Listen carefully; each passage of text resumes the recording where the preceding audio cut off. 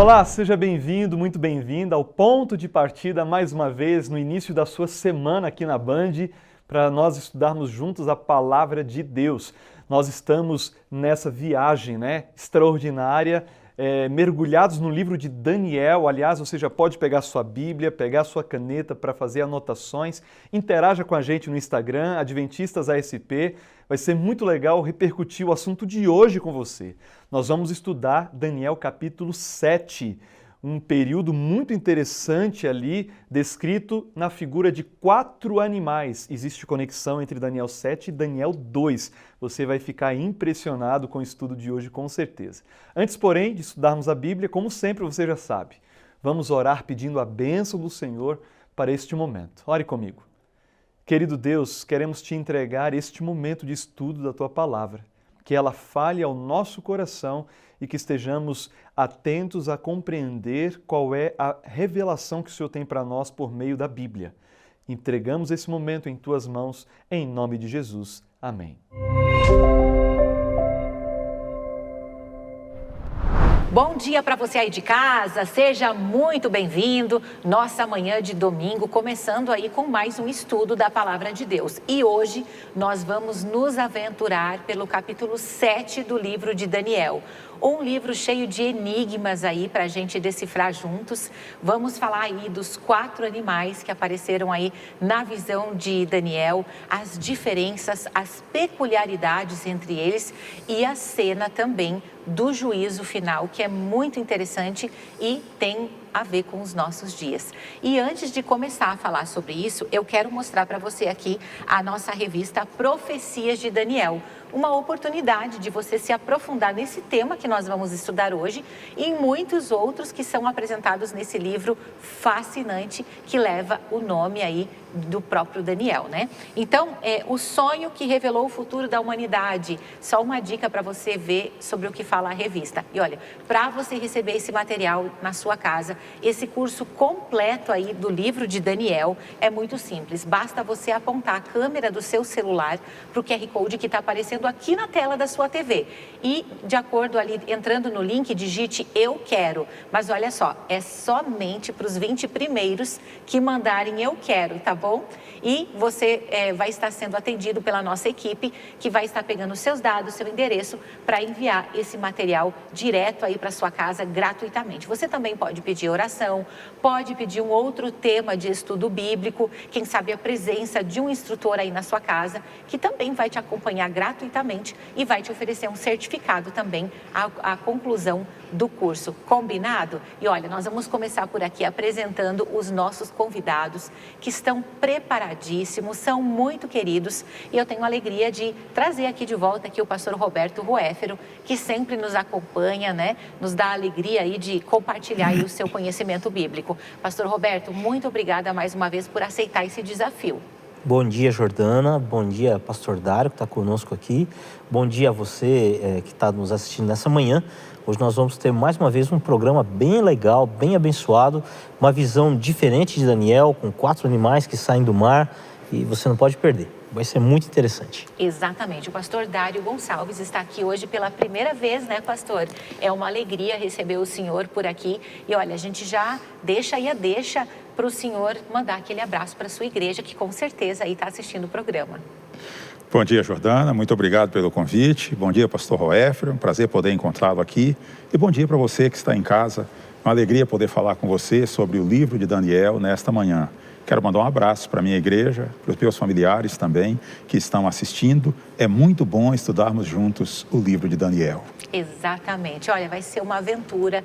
Você aí de casa, pegue a sua Bíblia, fique confortável aí no seu sofá, porque o tempo passa muito rápido, mas as lições que ficam aqui desse programa fazem toda a diferença no nosso cotidiano e na nossa vida espiritual. E para começar, vou pedir ajuda aqui do pastor Roéfero, que vai nos trazer um panorama geral, né, pastor, de Daniel 7, para a gente entender, e também do sonho ali, da visão de Daniel, que ocorreu ali, se eu não me engano, no primeiro ano de Belsazzar, é isso, pastor? Isso mesmo, o primeiro ano de Belsazzar é o ano 553 a.C. A gente já falou um pouco sobre Belsazzar, né? Especialmente quando a gente falou ali no capítulo 5 de Daniel, né? No sonho da mão, na visão, né? Da mão A escrita na parede, né? O importante para a gente aqui também, Jordana, contextualizar, é que agora começa a segunda metade do livro de Daniel. Daniel é um livro dividido em duas metades. Na primeira metade, você tem as histórias do livro de Daniel. Então, Daniel na cova dos leões, Daniel e não comer lá as comidas do rei, os jovens na fornalha ardente. Todas essas histórias estão nos 6 primeiros capítulos. Ok. Nesses 6 primeiros capítulos tem uma visão, que é a visão da estátua, né, que está ali, a visão, mas quem teve a visão foi Nabucodonosor. Agora, na segunda metade do livro, dos capítulos 7 até o capítulo 12, nós temos visões mesmo, profecias, visões proféticas. Então, o capítulo 7, ele abre essa segunda metade do livro e ele é considerado o centro temático do livro de Daniel. O capítulo mais importante do livro de Daniel é o capítulo 7. Olha, bora prestar atenção então. Diferente da nossa visão, da nossa maneira de pensar, que é uma maneira de pensar grega, na maneira de pensar oriental, hebraica, o mais importante era o recheio, era o que vinha no meio, centro, no miolo, o centro. Então, como esse capítulo está no centro, ele é a parte mais importante do livro de Daniel. E em Daniel, que Nabucodonosor teve a visão da estátua, né? Isso, agora, esta visão profética é do próprio Daniel. Então, enquanto a primeira visão era de Nabucodonosor, da estátua, esta agora é do próprio Daniel. Mas a gente vai perceber que a visão, ela anda em paralelo com a visão da estátua. 4 animais diferentes, 4 reinos, e depois vai aparecer um chifre, mais uma vez, um chifre ali na visão. E a gente vai entender ao longo do programa de hoje o que é que significa cada uma destas coisas, né? Mais uma vez o capítulo vai mostrar que Deus está no controle da história. E ele vai aprofundar um pouco o que a gente já aprendeu no capítulo 2 de Daniel. Ok, vamos lá, pastor Dário. Então, qual foi o primeiro animal ali que Daniel viu e qual que é o significado dele? Ok, Jordana, eu convido o amigo que está em casa a acompanhar comigo aí, Daniel, capítulo 7, verso 4. O texto sagrado diz assim: o primeiro parecia um leão e tinha asas de águia. Eu observei e em certo momento as suas asas foram arrancadas. E ele foi erguido do chão, firmou-se sobre 2 pés, como um homem, e recebeu o coração de homem. Então o texto deixa claro aqui que o primeiro animal era um leão. E é bom a gente lembrar que o verso 17 explica que os 4 animais são 4 reinos. Portanto, esse leão, ele representa um reino. No reino animal, o leão é o rei dos animais. E esse leão, ele representa o principal dos reinos, dos impérios que dominaram o mundo. Babilônia, realmente, foi o império inigualável, e ele é representado aqui, então, por esse leão. Mas é interessante que esse leão não é um leão comum. Não é um desses que a gente vê no zoológico, né, pastor? Já deu para ver pela descrição ali. Exatamente. A linguagem profética diz que esse leão, ele tinha 2 asas como de águia. A águia é a rainha das aves. E o leão, o rei dos animais. Aqui nós vemos que existe algo que se assemelha bastante. Interessante que lá em Deuteronômio, capítulo 28, 49, quando Moisés estava anunciando para o povo, na verdade, recomendando ao povo obedecer a Deus quando entrasse na terra de Canaã, ele diz que se o povo desobedecesse a Deus, viria uma série de castigos. E o último e pior deles seria que o povo seria levado cativo para uma outra terra. E aí ele diz que o reino que viria para dominá-los tinha asas como de águia. E agora a gente vê que aqui está se cumprindo, né? Então Daniel está vendo o leão, que representa o Império Babilônico, e as asas de águia representam a potência das conquistas de Babilônia, principalmente sobre o período de Nabucodonosor, que reinou durante 43 anos. E então, essas asas de águia representam, então, a potência das conquistas, né, inigualáveis, que ninguém conseguiria resistir. Agora, é bom lembrar você que está em casa que nesse mundo nada dura para sempre. Esse leão, ele foi muito poderoso por um tempo. Mas aí o texto diz que as asas foram arrancadas. E ele foi colocado em pé como homem, e lhe foi dada a mente de homem. Isto tem a ver com o enfraquecimento, não é, do Império Babilônico. Pouco tempo após a morte de Nabucodonosor, Babilônia deixou de ser aquela potência. Os reis que lhe sucederam não conseguiram governar não é, com tanta propriedade como ele conseguira. Então, 2 anos após a sua morte, Babilônia já não era mais uma potência igual, não é? Impérios, reinos inimigos já haviam começado a esfacelar o reino. Então, isso aqui lembra, as asas de águia foram arrancadas. Agora, lhe é dada mente de homem, ele é colocado em pé como um homem. Os reis que sucedem Nabucodonosor, cada um deles reina por pouco tempo e eles vão perdendo o seu poder. Isso lembra realmente, como disse, que nesse mundo tudo passa. Deus permite que poderosos governem, porém tudo tem um limite. O único governante supremo é o nosso Deus. Todos os outros passaram, não é? E todos os que hoje exercem poder também um dia passarão. Pastor, deixa eu ver se eu entendi.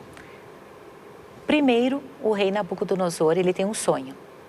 E ele sonha com essa estátua aqui que tão belamente decora o nosso cenário. Perfeito. Depois, Daniel tem um sonho que se parece muito com o sonho do rei, só que de forma muito diferente na sua representação. Quer dizer, então, que esse leão com asas de águia, ele representa a Babilônia. Certo. Que da mesma forma foi representado pela cabeça de ouro que está na estátua, correto? Perfeito. Essa é uma característica interessante do livro de Daniel, é que os reinos, eles se repetem na profecia de maneiras diferentes. Então, enquanto no capítulo 2, que é uma mensagem que Deus dá primariamente para o rei, então o império dele é representado pela cabeça de ouro, não é? O mais caro dos metais que eles tinham, então, nos seus dias. Em Daniel 7, ele é representado pelo leão. E assim como os outros reinos, não é? Eles vão se repetindo, não é? Como dizem que a repetição é a lei da gravação, e a poesia hebraica, ela gosta de repetir, mas ela repete com símbolos diferentes, para a gente ter interesse em conhecer, interesse em estudar, mas a continuar repetindo para nós a mesma mensagem, para a gente não esquecer. Muito bem. E olha, nós temos também ali, depois desse leão poderoso, né, com asas de águia, um segundo animal que aparece. E agora o pessoal de casa aí já deve estar curioso. Qual é o segundo animal e quais são as características dele, então, e o significado dele também, assim como o pastor Dário colocou aqui. O segundo animal está lá em Daniel capítulo 7, no versículo 5, que diz assim: continuei olhando e eis aqui o segundo animal, semelhante a um urso, o qual se levantou sobre um dos seus lados. Na boca, entre os dentes, trazia 3 costelas e lhe diziam: levanta-te, devora muita carne. Então vamos lá para as características desse segundo animal. O segundo animal é um urso, mas ele é um urso manco, né? Você percebe que a ordem que é dada para ele é que ele se apoie somente de um lado. Não é uma coisa natural, não é? Exato. Que um animal se apoie de um lado somente. Por que isso? Porque esse urso, ele representa o Império Medo-Persa. Então, os medos eram um povo pequeno e os persas eram um povo forte. Então, o império se apoiava sobre um dos seus lados. Devora muita carne significa que seria um império conquistador. Ia pegar muito território. Muito território. As 3 costelas na boca, a gente identifica como os 3 grandes nações que eles tiveram que conquistar para se tornar um império mundial, que é a Lídia, a Babilônia e o Egito. Então, conquistando esses 3 reinos que disputavam com eles ali o controle mundial da sua época, eles se tornariam um grande império mundial e foi o que eles conseguiram. Uma coisa interessante aqui para a gente notar, Jordano, é que ao animal, que era o leão, sempre é dito para o animal, é dada uma ordem ou uma permissão para o animal. Veja que o animal ele não tem controle de si mesmo totalmente. Parece que ele tem, mas é dito: olha, devora muita carne, olha, fica em pé, fale como um homem. Então, esses animais, embora pareçam, esses reinos, esses poderes, lembrando que o urso vai estar em paralelo com o peito de prata, né, da estátua de Daniel. Esses animais, esses reinos, esses poderes, primeira Babilônia, a Medo-Pérsia, os que se seguirão, eles não têm o controle absoluto das coisas. Eles estão subordinados, né, pastor? Exatamente. Quem tem o controle absoluto é Deus. Quem sabe o que está acontecendo é Deus. Quem concede as permissões é Deus. Então Deus permite que Deus dá o poder. O livro de Daniel diz várias vezes que é Deus quem concede o poder, põe reis e tira reis. Sim, isso. Deus dá o poder, mas Deus não obriga o governante a governar como ele tem que governar. É uma escolha dele. Exatamente. Deus está olhando. Deus vai avaliar. Deus vai julgar lá de cima esse reino, esse reino passou do limite, chegou o tempo dele. O governante passou do limite, chegou o tempo dele. Então Deus dá o poder, mas a responsabilidade de como vai administrar o poder, de como eu vou agir com o poder, é do governante. Isso até hoje, né? Então tem um presidente A, B, C, esse presidente faz alguma coisa que é ruim, você não gosta, Deus está no controle. Pastor, eu acho que essa diferença que o senhor está explicando aqui tem a ver com o fato de que não é uma predestinação. Isso. Deus, ele prevê o futuro, mas ele não predestina, como muitas pessoas pensam. E isso é maravilhoso, porque ele nos deu o livre-arbítrio com um potencial tremendo para a gente decidir qual a escolha que a gente vai querer fazer, né, pastor Dário? Exatamente. A onisciência de Deus, de conhecer o fim desde o princípio, você colocou muito bem, Ele não está determinando nossas escolhas. Mas quando nós escolhemos, quer seja certo, quer seja errado, nós não surpreendemos a Deus. Exato. Ele já sabia, mas Ele nos ama tanto que Ele respeita o nosso livre-arbítrio, respeita a gente escolher contra a vontade dEle, não é? Mas também Ele tem limites. Ele não vai permitir, Ele não vai abrir mão do controle da história. Ele não vai abrir mão do controle deste mundo, não é? Os reinos que se sucederam, cada um exerceu o seu poder a seu tempo, não é? Enquanto Deus permitia. E se me permite um detalhe importante aqui desse texto, o pastor Roéfrio mencionava sobre o urso ter um lado mais alto. Esse lado mais alto, ele representa a supremacia dos persas aos medos. Dario foi o primeiro rei do Império Medo-Persa, mas a partir dele, que só reinou 2 anos, os persas dominaram a maior parte do tempo. Mas todos eles vão até onde Deus permite, né? Nabucodonosor começa a reinar em 605, Babilônia vai até 539, aí entra os medos e persas, e eles vão até 331 a.C., quando perdem o poder para o terceiro reino. E qual é esse terceiro reino? Ele também é representado por um animal, né? Quais são as características, como que isso aparece aí na visão de Daniel? O verso 6 desse capítulo que nós estamos analisando apresenta o terceiro animal, que é um leopardo, e diz que esse leopardo ele tem 4 asas como de águia e ele tem também 4 cabeças. O leopardo representa o Império Grego, principalmente sobre o seu primeiro rei, Alexandre o Grande. As 4 asas representam então a rapidez das suas conquistas, lembrando que o leão tinha só 2, esse tem 4, então as suas conquistas são muito mais rápidas também. Mas o texto fala também de 4 cabeças, ou seja, um dia as asas de águia elas são arrancadas e no lugar delas são dadas 4 cabeças. Alexandre reinou só por 10 anos. Após a morte dele em 323, depois de muitas intrigas, no ano 301 a.C., o Império Grego foi dividido pelos seus 4 principais generais, Ptolomeu, Lisímaco, Cassandro e Seleuco. Assim termina o Império Grego. Muito bem, e mais uma vez a história aí confirmando a palavra de Deus, né? É isso que é fantástico em profecias. E nos resta aí, pastor Roberto, o 4º animal. Vamos a ele. O 4º animal está lá no capítulo 7. Diz assim, olha: depois disso eu continuava olhando nas visões da noite, e eis aqui um 4º animal terrível, espantoso, muito forte. Tinha grandes dentes de ferro, devorava, fazia em pedaços, pisava aos pés o que sobrava. Era diferente de todos os animais que apareciam antes dele, tinha 10 chifres. Estando eu a observar os chifres, ele agora foca nos chifres, né? Eis que entre eles subiu um outro pequeno, diante do qual 3 dos primeiros chifres foram arrancados. E eis que nesse chifre havia olhos como de homem e uma boca que falava com insolência. De todos os animais, esse é o mais diferente. Então Daniel entendeu que o primeiro parecia um leão, o segundo um urso, o terceiro um leopardo. Esse não parece com nada. Não era esse familiar. É um monstro, terrível, assustador, dentes de ferro. Esse animal representa as pernas de ferro da estátua, o Império Romano. Então foi o maior império de todo, que durou mais tempo, né? Um império que governou a maior parte do mundo conhecido da época, né? Ele ia ali desde da Inglaterra até o norte da África, pegava ali o Oriente Médio. Esse império era muito forte, mais poderoso de todos, por isso o animal é mais forte, mais poderoso. Só que depois Daniel, ele dá como se a visão desse um zoom na cabeça do animal. Então na cabeça do animal tinha 10 chifres. Mas aparece um 11º chifre que é diferente desses 10 que estão lá. Esse chifre, ele ganha boca de homem, o texto vai dizer depois, o anjo vai explicar para Daniel aqui no capítulo, boca de homem, olhos de homem, e ele passa a fazer guerra contra o povo de Deus. Ele blasfema, faz guerra contra o povo de Deus, e ele arranca 3 dos chifres que já estavam na cabeça.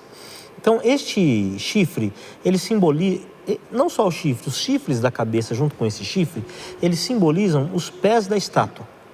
É algo que vem do Império Romano, porque a Europa moderna é fruto ali do final do Império Romano, e esse chifre, ele não é só um chifre político, ele também é um chifre agora religioso, porque ele faz guerra contra Deus e contra o povo de Deus. Então, um poder europeu, ali no período da Idade Média, que era muito forte, religiosamente falando também, e que lutava contra Deus, tentando mudar a lei de Deus, as coisas de Deus, e lutando contra o povo de Deus. Esses são os 2 últimos poderes aí da visão, né? Depois vai vir outra coisa. E olha, pastor, esse sonho está mais para pesadelo, né? Porque Verdade. as visões são difíceis, os animais trazem ali o anúncio de acontecimentos, a comprovação de acontecimentos, assim, que trazem muitas implicações, inclusive para nós. Mas aqui, além da visão dos 4 animais, nós também temos uma cena do juízo, né? Como aconteceu essa cena do juízo? O que é retratado ali? Jordana, é interessante que os versos 9, 10 e 13 e 14 mostra que a visão de Daniel era desviada daqui da terra para o céu. Ele diz que vê o tribunal se assentando, os livros sendo abertos. Ele vê um ancião de dias, que representa Deus o Pai. Aí ele vê um como filho do homem vindo nas nuvens dos céus. Isso não é a volta de Jesus, porque na volta de Jesus ele vem para a terra. Mas aqui ele diz que ele vem nas nuvens dos céus, mas ele vai até o ancião de dias e aí ele recebe a autoridade para julgar. Aqui nós temos um indício muito importante. O que acontece aqui na terra não fica esquecido aqui. Tudo está registrado no céu, e o juízo celestial tratará de tudo isso. O pastor Roéfrio mencionou sobre o poder que persegue os santos do Altíssimo, o povo de Deus. Aqueles que perseguem o povo de Deus aqui, um dia terão contas a acertar com Deus. Contas, né? E você que está me ouvindo, talvez um dia você tenha se sentido injustiçado na vida. Tenha certeza, o tribunal celestial há de fazer justiça no teu caso, porque Deus não se esquece de nenhum dos seus filhos.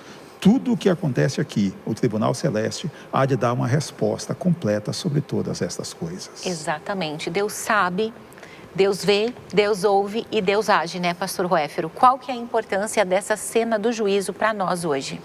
A importância da cena do juízo para nós hoje, veja que a cena do juízo, ela está ligada à pedra. Porque diz que no final do juízo, o reino foi dado aos santos. E esse reino nunca passará, está lá no capítulo 7:14, foi-lhe dado domínio, glória, o reino para que os povos, nações e homens de todas as línguas o servissem.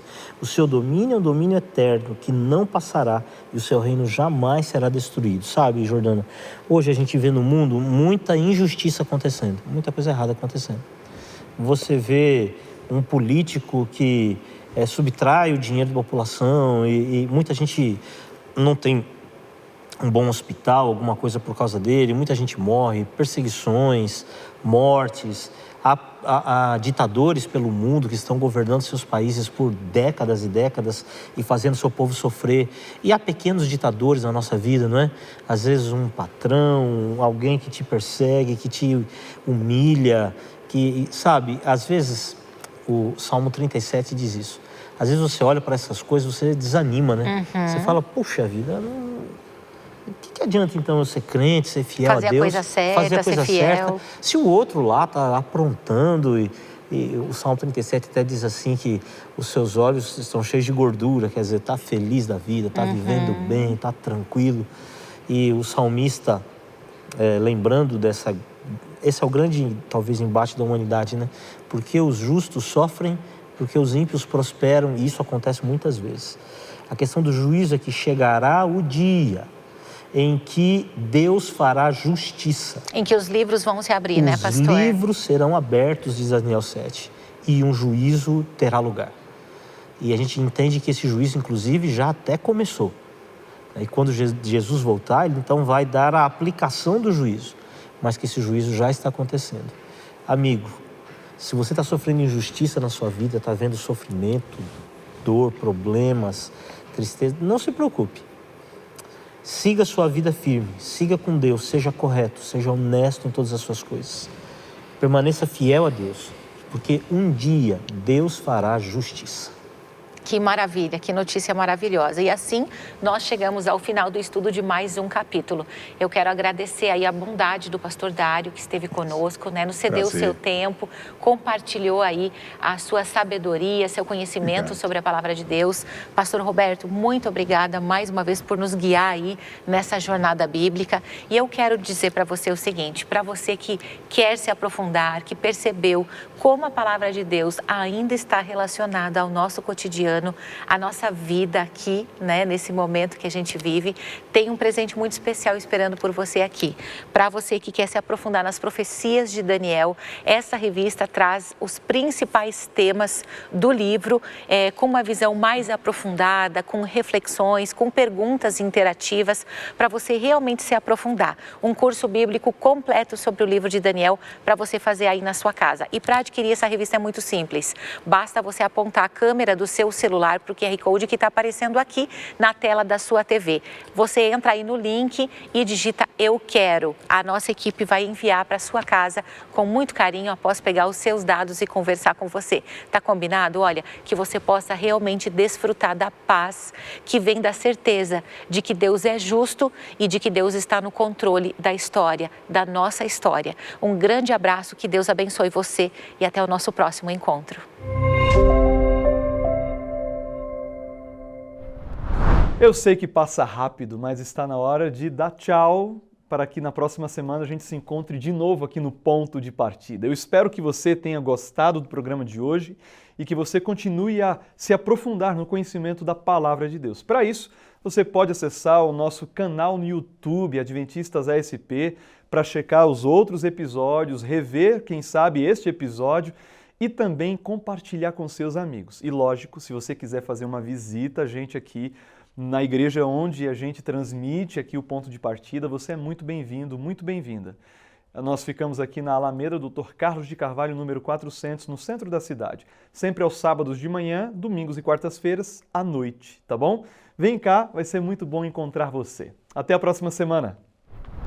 E aí, gostou da programação? Que tal nos fazer uma visita? Estamos localizados no centro de Curitiba, no endereço Alameda Dr. Carlos de Carvalho, número 400. Nossa igreja conta com estacionamento gratuito na entrada lateral. Hoje, às 19h30, daremos continuidade ao tema abordado no programa e esperamos você aqui, com uma equipe preparada para recebê-lo. Você será muito bem-vindo entre nós.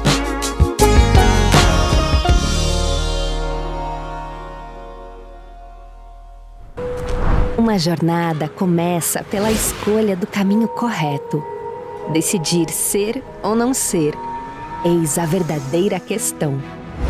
Se desde o primeiro raio de sol que desperta nossos sentidos, quando decidimos qual pé tocará o solo primeiro, se vou escovar os dentes,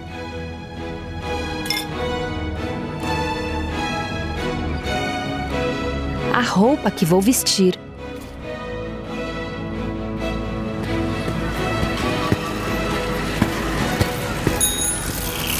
cada decisão, mesmo que relativamente pequena, ecoa de forma profunda e impacta aquilo que vou construir e alcançar amanhã.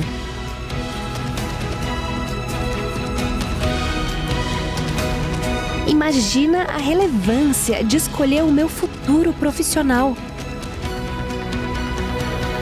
Priorizar o caminho correto transforma a minha realidade e de todos ao meu redor. Me conecta com as pessoas certas. Surpreende o competitivo mercado de trabalho e me torna referência para iluminar o mundo. Educação Adventista, muito além do ensino.